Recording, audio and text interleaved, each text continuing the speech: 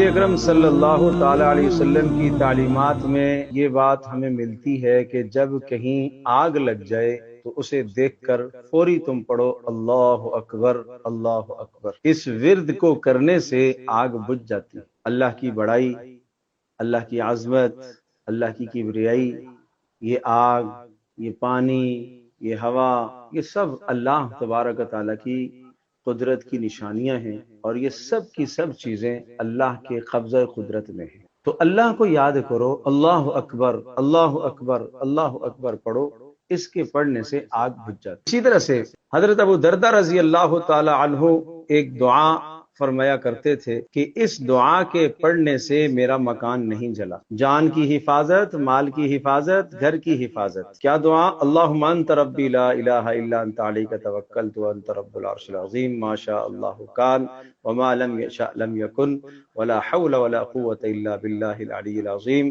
اعلم ان اللہ علی کل شیء قدیر وان اللہ قد احاط بكل شیء علما اللہم انی اعوذ بک من شر نفسی ومن شر کل دابہ انت آخذ بناصیتها ان ربی علی صراط مستقیم۔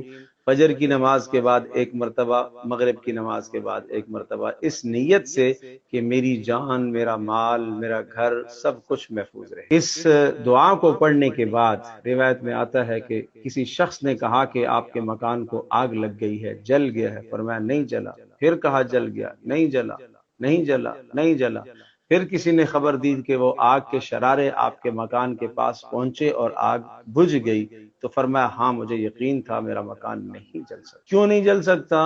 فرمایا میں نے پیارے رسول صلی اللہ علیہ وسلم کی بتائی ہوئی دعا پڑھی تھی، تو کیسے جل سکتا ہے؟ رسول اللہ صلی اللہ علیہ وسلم کے ارشاد اور فرمان پر یقین دیکھیے کہ میں نے یہ دعا پڑھی تو کیسے جل سکتا ہے۔ ہمیں بھی اپنے معمولات میں اس دعا کو شامل کرنا چاہیے۔ اسی طرح سے سورہ فلق ہے، سورہ ناس ہے، آیت الکرسی ہے، یہ تین چیزیں ہر نماز کے بعد ایک ایک مرتبہ اپنی جان، مال، عزت، دکان، کاروبار، گھر بار، سب کی حفاظت کے لیے ایک ایک بار یہ اوراد پڑھ لیے جائیں۔ یہ قرآن کریم کے اندر آئی ہوئی یہ آیات ہیں، یہ صورتیں ہیں جو پیارے رسول صلی اللہ تعالی علیہ وسلم بھی ہمیشہ اپنا آپ کا معمول تھا، پڑھتے تھے۔ ہمیں بھی اس کا اہتمام کرنا چاہیے۔